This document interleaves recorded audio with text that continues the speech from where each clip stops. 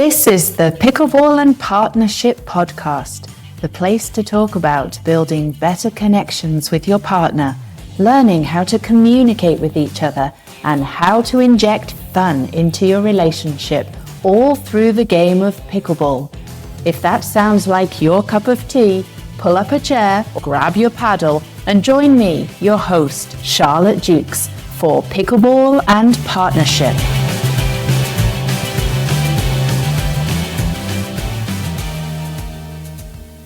Welcome. Today, I am joined by Carrie Sands, who is a licensed marriage therapist and relationship mentor with nearly 20 years of experience helping individuals and couples create connected, thriving partnerships. Her approach is rooted in systems therapy and attachment theory, and she blends that with practical coaching tools to help clients break free from stuck patterns and create real lasting change. Carrie also leads women's healing circles and teaches relational intelligence as a path to deeper self-awareness, stronger relationships, and a more heart-centered life. Welcome, Carrie. Thanks, Charlotte. It's so lovely to have you on here. I really appreciate you jumping on. I just know you're going to have so many nuggets of wisdom for us that many people will be able to take away, whether they're pickleball players or not, whether they're in a relationship or not. Because I always say, even if we're not in a relationship with someone else, we're always in a relationship with ourselves, right? Absolutely, with ourselves, and we're in constant relationships. We are in relationship to that person that's checking you out at the register even, right? Like how we interact with people. It's all relational. Everything I talk about with my clients, I've said it can relate to any relationship because it's all relational.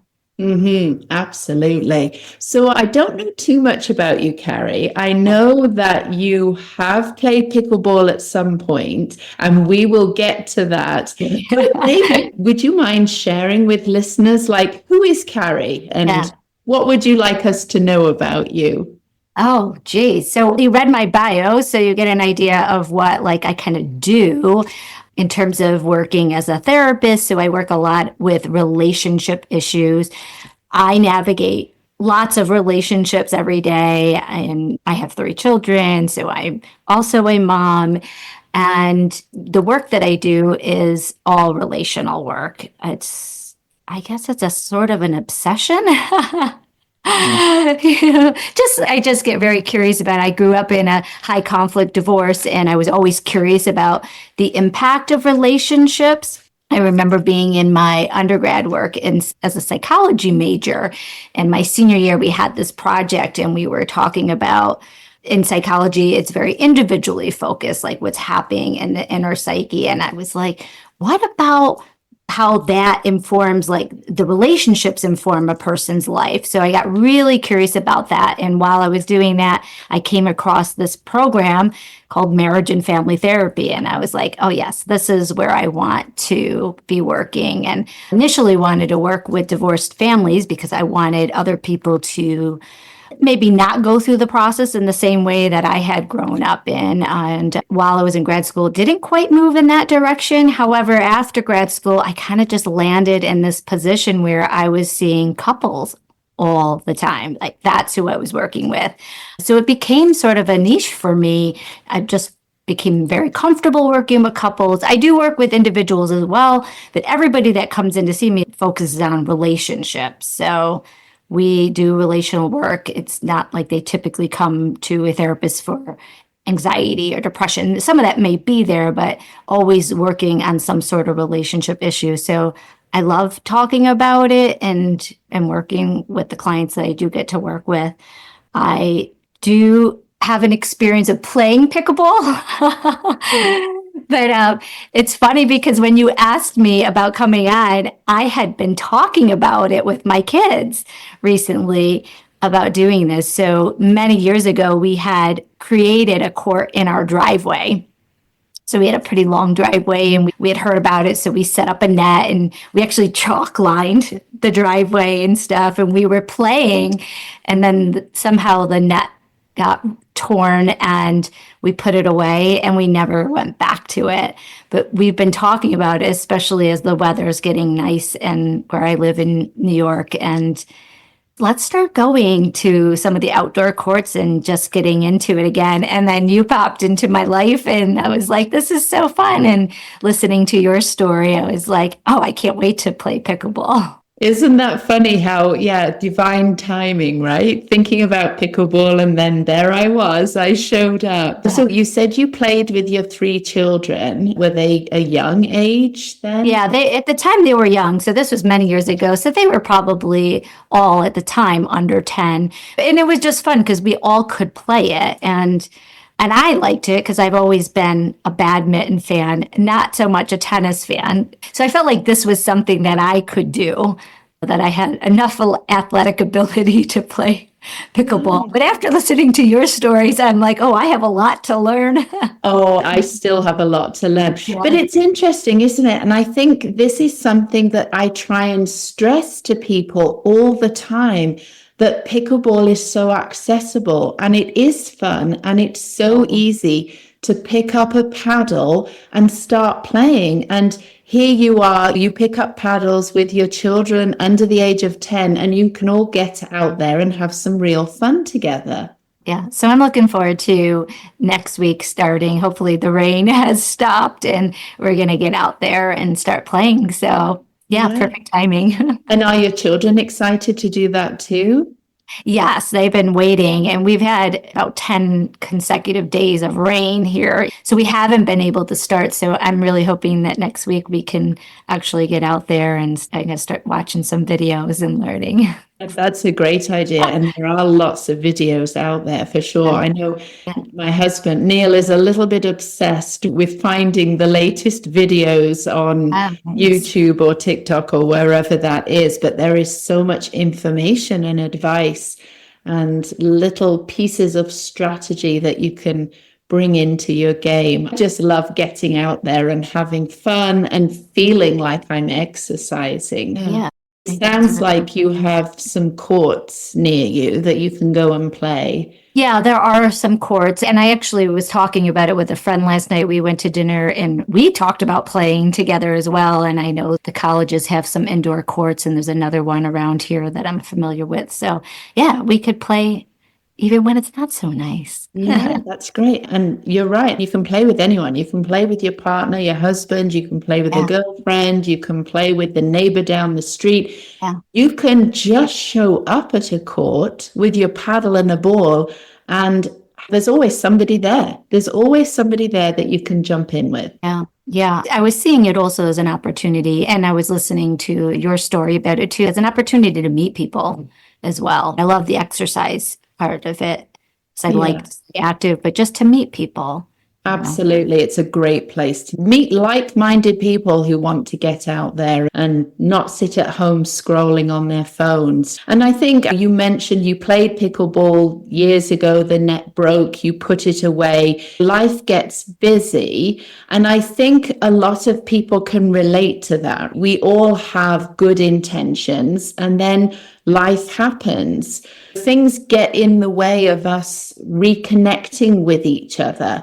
How do we start again when things feel broken or out of alignment? Yeah.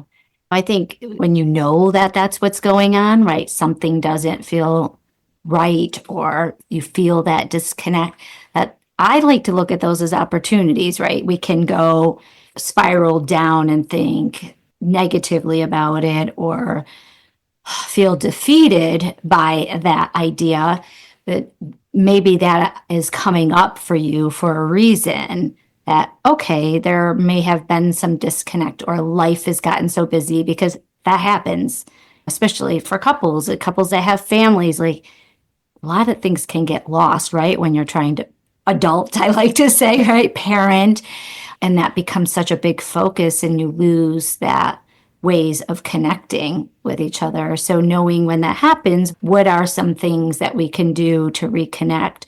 One of the things that I liked about what you're sharing in this idea of pickleball being an opportunity for a connection is that they could introduce this novelty to the relationship that is so important for sustainable like attraction in the relationship. When you have been together for so long, over time we become so much alike in ways, or so familiar. I think people tend to take one another for granted, or the relationship, or not make it so much a priority. So I think that inserting some sort of novelty will bring new energy to the relationship. So I love this idea of playing pickleball. I know you even shared a story about doing a home renovation. To me, even that, right? That's a project you guys get to focus on, and it gives you different kind of energy. I think the pickleball sounds a lot more fun. I would agree with you 100%. Right? And there's I feel like there's just so many good things about it that can enhance a relationship. And I think you bring up a very good point, because in a relationship, I think we're all familiar with the honeymoon phase. And then that's over and we get into that humdrum of life. And it's very easy to feel separated from your partner, as though you're both just going about life and not really connecting.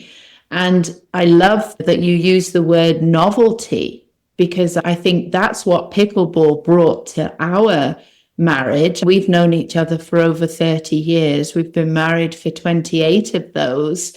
But I think it's a consistent looking for ways to bring novelty into the relationship, right?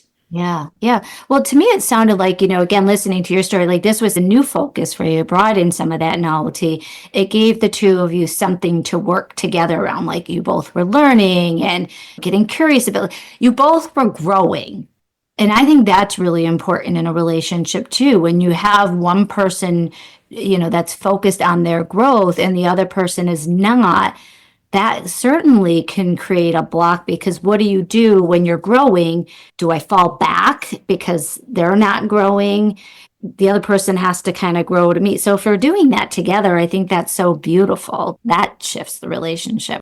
And I think there often is that divide there. And I think I talk to many women, my friends, people I come across who feel as though they are growing and they are motivated to feel more empowered and put themselves out there, and they want more for themselves in life, but they feel as though their partner is not quite in the same place.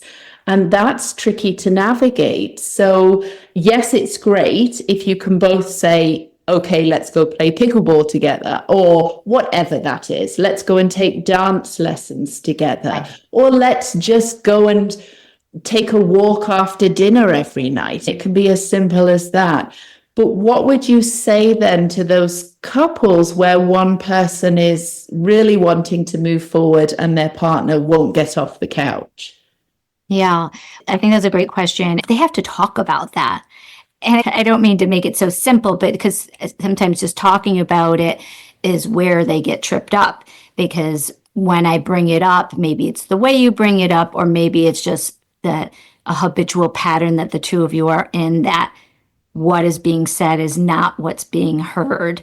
We can get into these patterns in relationships where we react versus respond.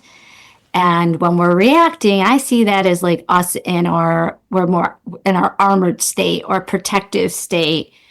And we're not in a relational state at that point. So if we're not in a relational state, then are we really listening to what the other person needs? We're listening maybe enough to know, how am I going to respond to this? Or we're activated, something has come up for us.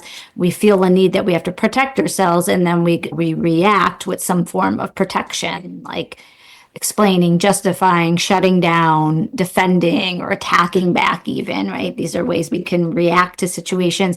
And then the issue that I'm feeling maybe alone or disconnected that was originally there gets lost. And then they never come back to this piece of, oh, okay, so you're feeling disconnected. Let's talk about that.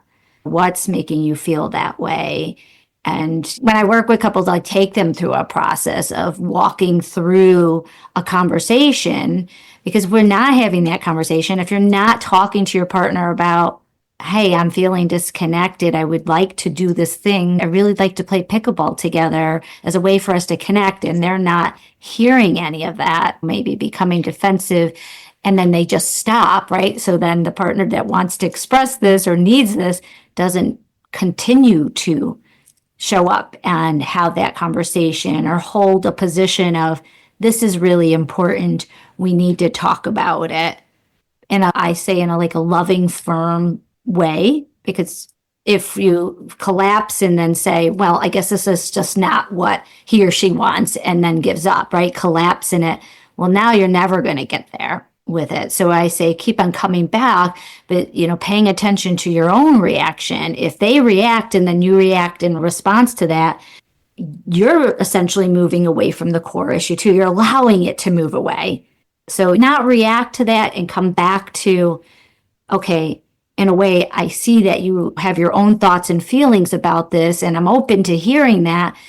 And can we take turns even? Like, when I teach couples how to move through like a conscious dialogue, I say this is a framework just to even in your own head, okay, I want to be heard. So I want to make sure that they're hearing everything I'm saying. I want to feel validated in what I'm saying. I want them to get it, understand me, empathize with me.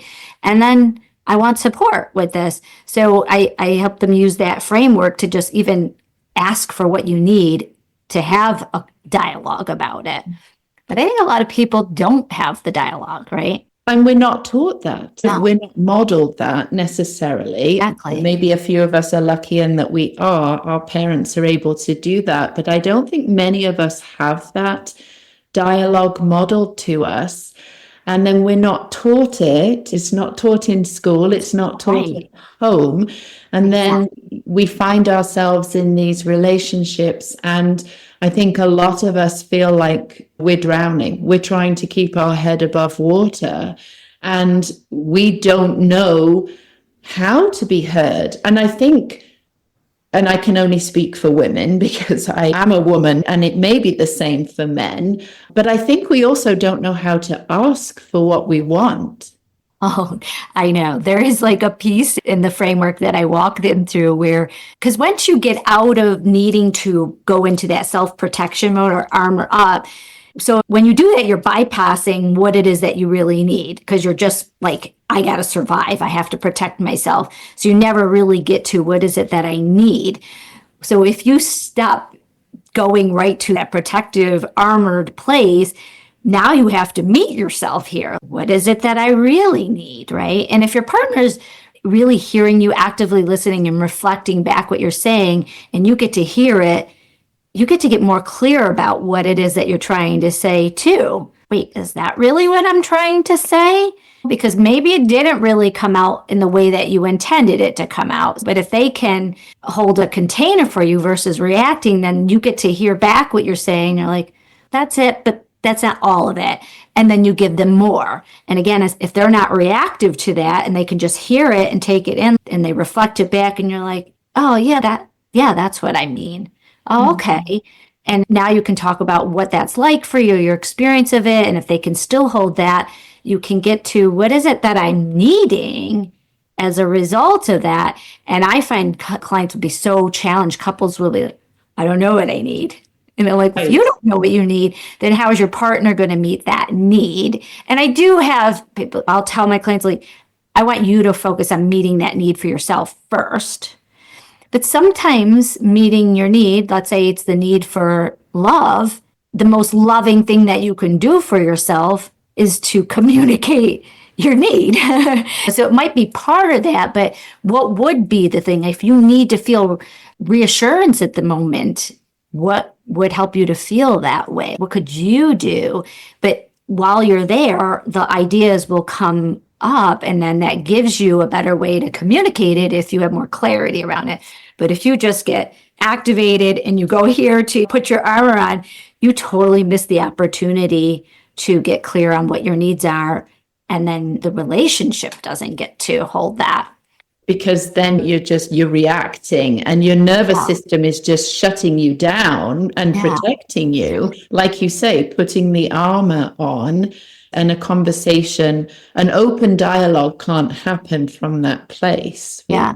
Yeah. When I was thinking about this idea of bringing in pickleball and partnership, or like focusing on this, like even the act of doing like something active, like playing pickleball together. And I'm just recalling, because I had just listened to a story that you and Neil were describing about, maybe there was this tension before, I think it was a tournament or something, but afterwards, the two of you were able to come back to repair. So I feel like even being in this like experience of doing something active, different, you kind of take yourselves out of your typical pattern of relating, and you're playing this game and you're moving and the energy's different. Like you're showing up differently in that moment too. And so now when you come back to an issue afterwards, I think it will be different. Mm-hmm. You're going to have a totally different perspective on what was going on, and even be in a different place to actually come back to repair. There's going to be conflict. I don't think any couples don't have conflict. I know people want to avoid conflict, especially if the message is that conflict is bad, but conflict is not bad. It's the inability to repair after the conflict that is really the issue. So whether the issue starts while you're playing or just something that's happening at home before, being in that place of playing together and changing that whole pattern up, I think will allow for the two of you. Or even if you're playing like together, what if you were to work out an issue while you're playing? Oh, I love that idea. So each of you are either side of the net, just knocking the ball to each other. Yes. Then your body is in a different environment. So your mind is in a different environment. Yes, absolutely. And I'm also wondering, perhaps, because I love this idea of changing your environment. That seems like a very simple and perhaps effective thing that couples could do.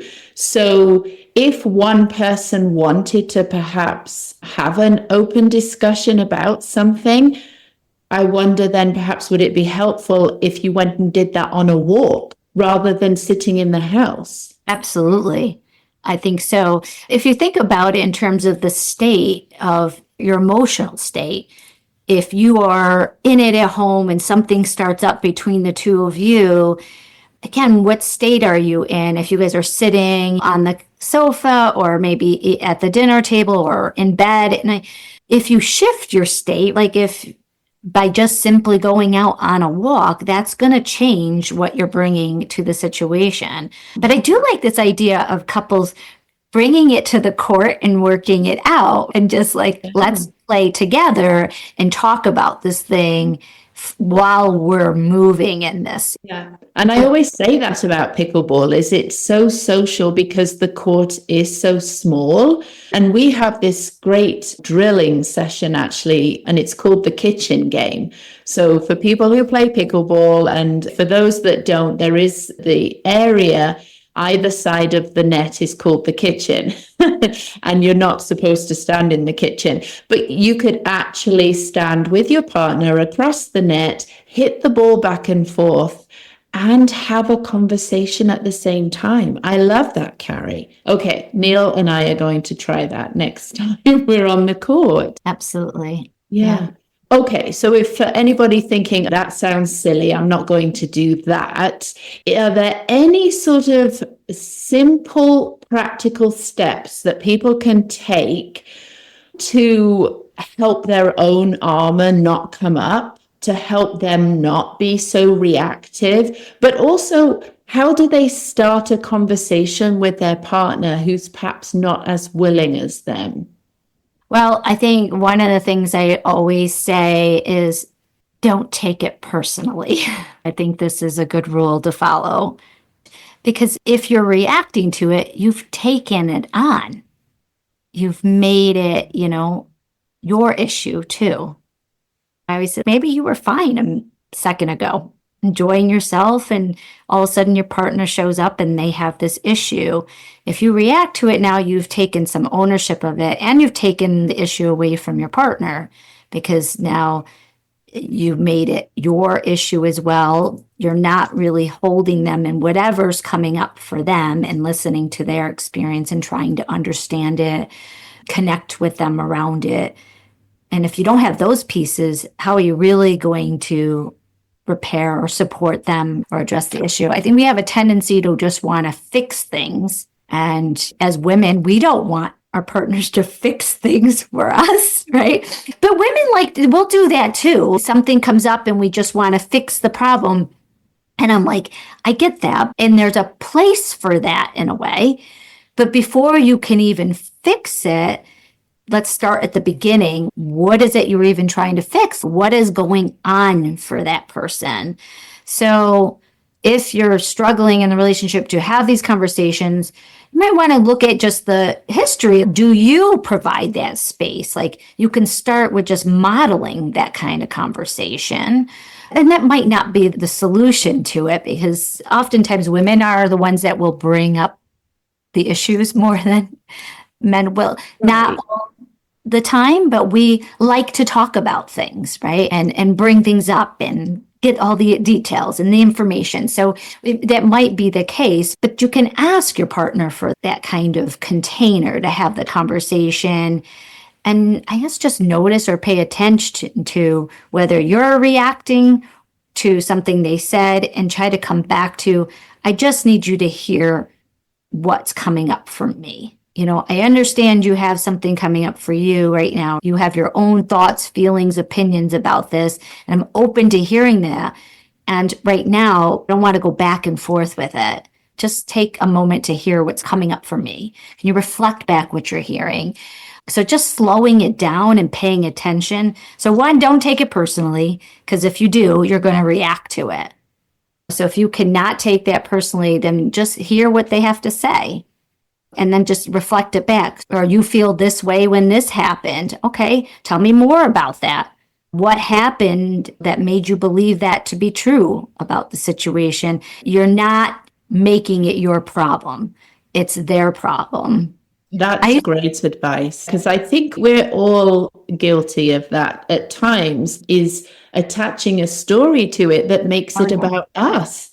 Yeah. And I found this myself. If I can keep in my mind, in my consciousness, that when Neil is talking, it's all about him and what he needs and his feelings, and it's not about me at all, I think it feels a lot safer to hold space for the other person. Yeah. If you are reacting, Charlotte, then you're now holding that space, right? Let's say Neil comes in with an issue, and even if he doesn't bring it up in a way that's the most effective way, like an I statement, I feel this way. If he says, you did this and I'm mad, or okay, that's a you statement. It might trigger something in you, and then you react to it. But as soon as you react to it, now you've made it your problem. And the likely thing that will happen is that your partner's going to react to your reaction.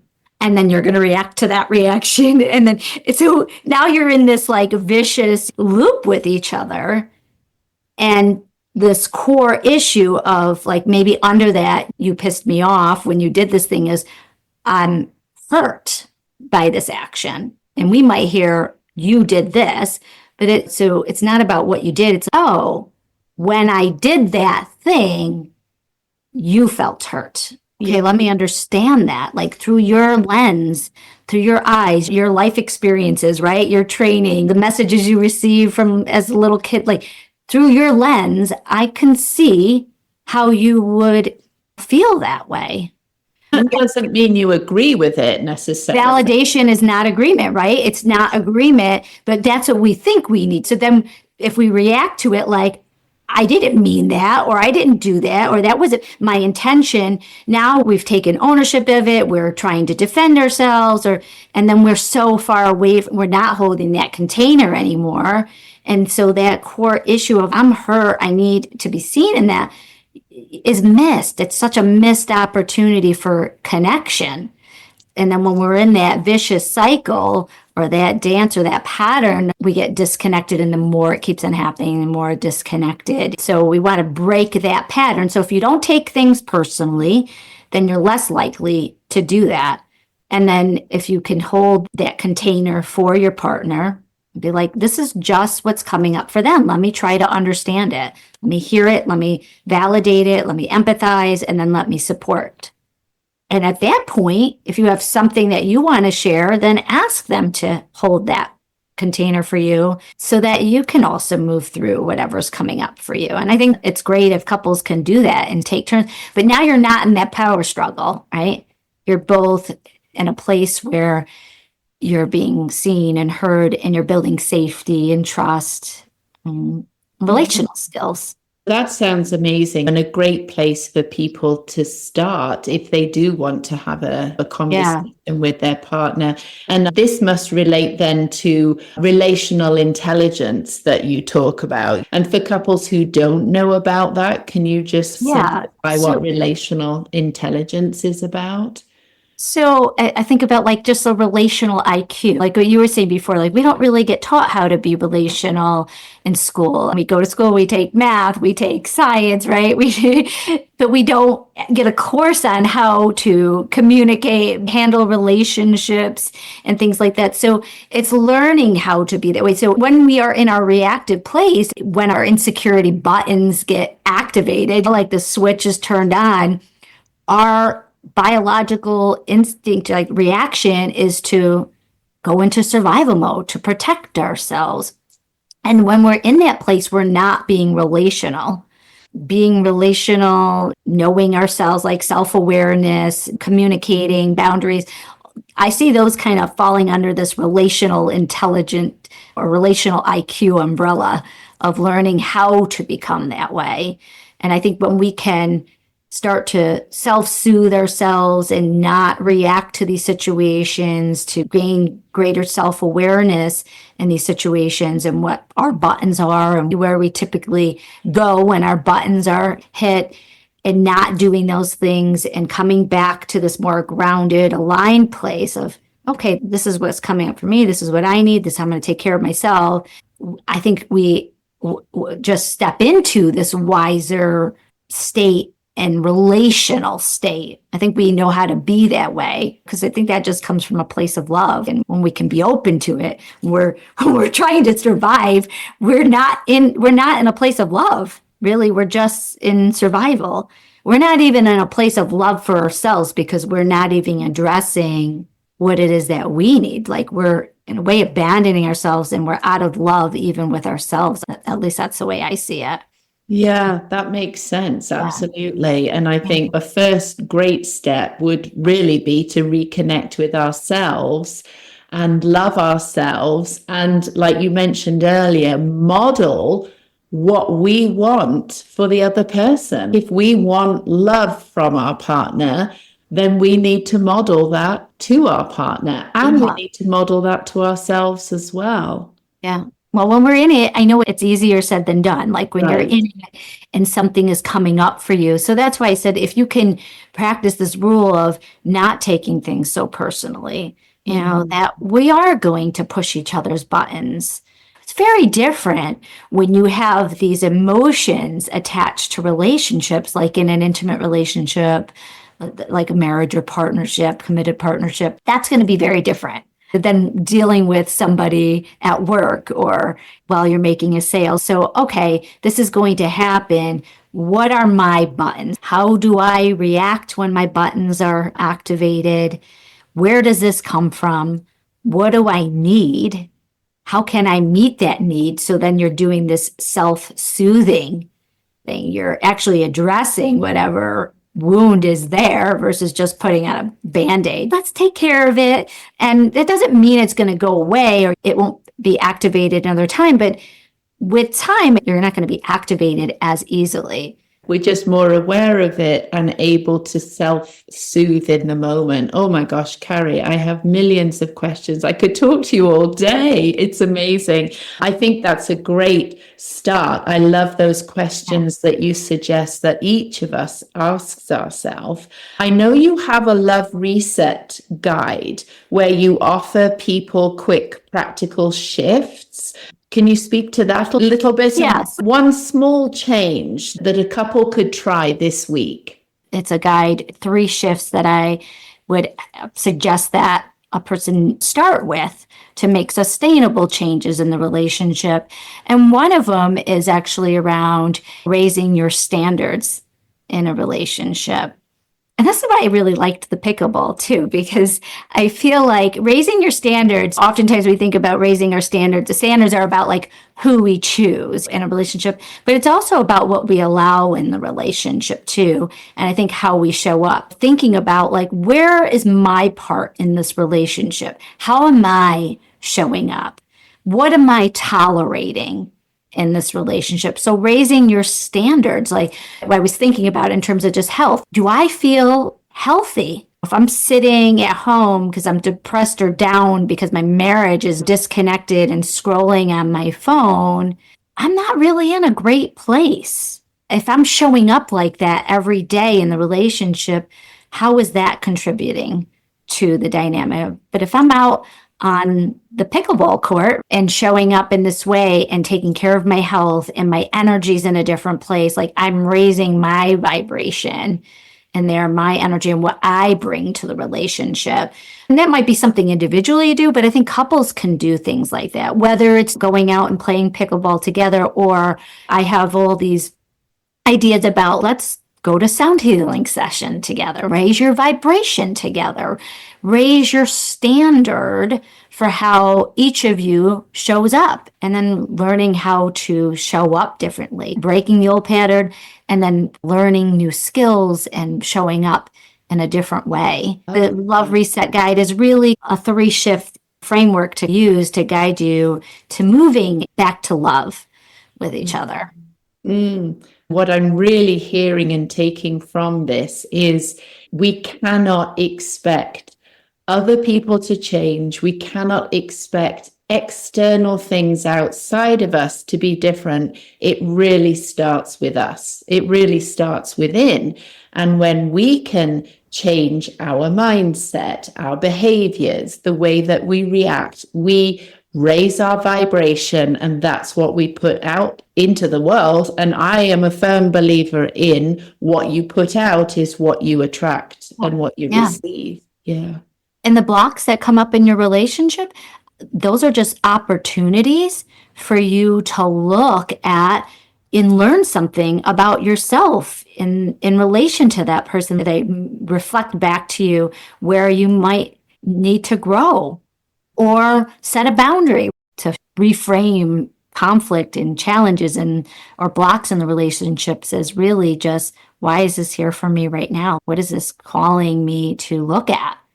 I love that. And I'm so excited for you to go back onto the pickleball court and play pickleball again. It's a great time of year because everything's moving outdoors. All the outdoor courts are opening up. I know I always look forward to playing outside. It's a little bit more challenging with the weather, but it's so nice to be outside with friends, with strangers, meeting new friends. And being active. I'm excited. Got me all pumped up for it, Charlotte. I cannot wait. Today I'm going to get my new paddles. I'm going to get the boys out there next week. And I'm just excited to just get out and play and be outdoors, right, during this time, but also just to have this time to connect with my kids, with some new people. And so thank you for being that little like nudge for me. We all need those little nudges. And I think I get excited when I realize there are nudges. Oh, I can go and do this, that, or try something new. So you're welcome. And it's been a delight talking to you. I could literally talk to you all day. I would love for you to come back on again at a future date, and you can tell us more about your pickleball experience this summer. But Carrie, where can people find you? So my website is carriesands.com. I'm on Instagram and Facebook, and it's carrie.sands, LMFT for licensed marriage and family therapist. Yeah. And we'll put all those details in the show notes as Sounds well. great. Thanks, Charlotte, for our conversation today. I enjoyed it. Thank you so much, Cari. Thanks so much for listening today. I hope you enjoyed that conversation as much as I did. Anything mentioned, including links, notes, and a full episode list, will be over on our website at pickleballandpartnership.buzzsprout.com.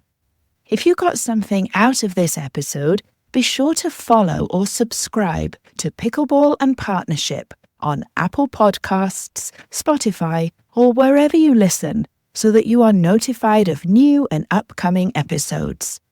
And if you're finding value in this podcast, a cost-free way to support us is to leave a 5-star review. It truly means the world to us.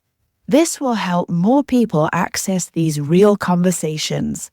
And if you haven't connected with myself or Neil personally, we would love to meet you and say hi over on our Facebook page. Thanks again for listening. Please tune in next week for another exciting episode of Pickleball and Partnership. Remember, we're all learning, growing, and showing up in our own ways, and that's what matters most.